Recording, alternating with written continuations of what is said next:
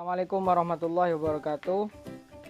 Perkenalkan, nama saya Nurhati Muhammad, NIM T 2019-1024.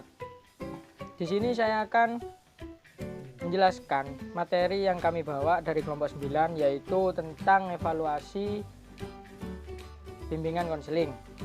Nah, di sini saya akan menjelaskan pengertian dari evaluasi bimbingan konseling.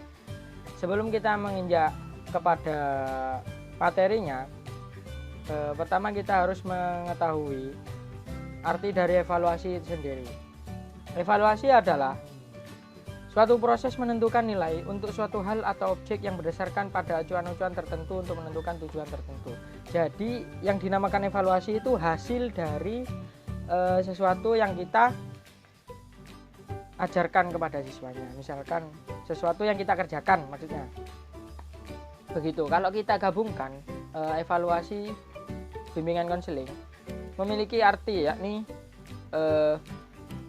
evaluasi program merupakan penelitian evaluatif, yaitu penelitian evaluatif dimaksudkan untuk mengetahui akhir dari kebijakan dalam rangka menentukan rekomendasi dari kebijakan yang lalu, yang pada tujuan akhirnya adalah menentukan kebijakan selanjutnya. Jadi evaluasi di dalam bimbingan konseling itu hasil akhir ketika mengadakan bimbingan konseling kepada siswa. Jadi kesepakatan lah intinya. Evaluasi bimbingan konseling itu maksudnya kesepakatan akhir atau jalan keluar dari masalah yang peserta didik alami, begitu. Sebagai konselor harus bisa memberikan motivasi atau memberikan jalan untuk bisa menyelesaikan masalah dari peserta didik itu. Nah, itu yang dikatakan hasil dari bimbingan konseling, yakni evaluasi bimbingan konseling. Oke, yang selanjutnya kita next ke teman saya.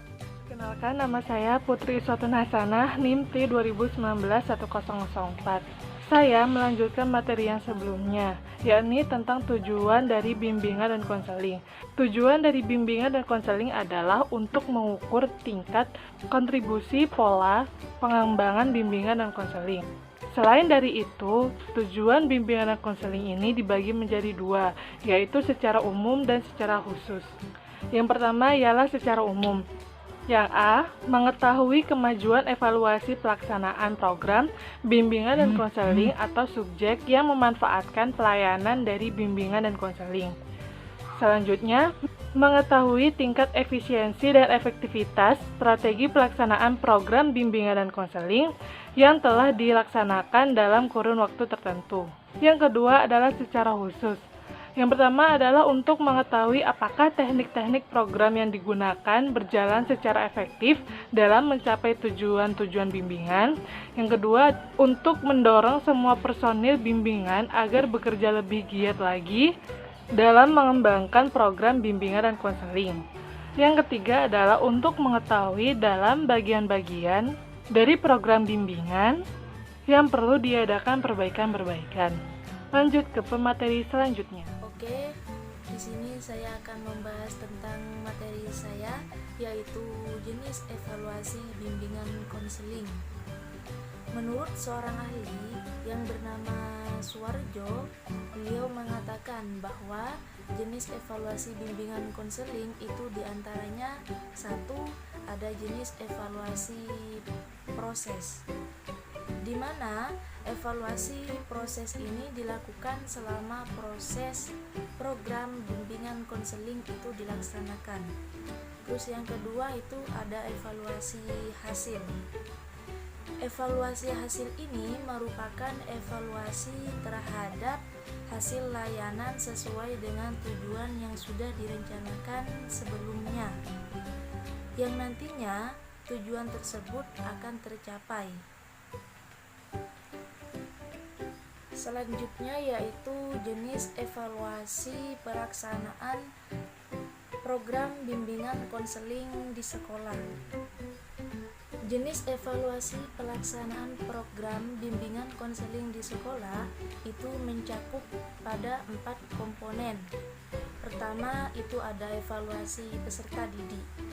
Untuk mengadakan evaluasi terhadap pelaksanaan program bimbingan konseling di sekolah, maka sebuah pemahaman dari peserta didik setelah mendapatkan bimbingan konseling itu sangat perlu, sangat penting.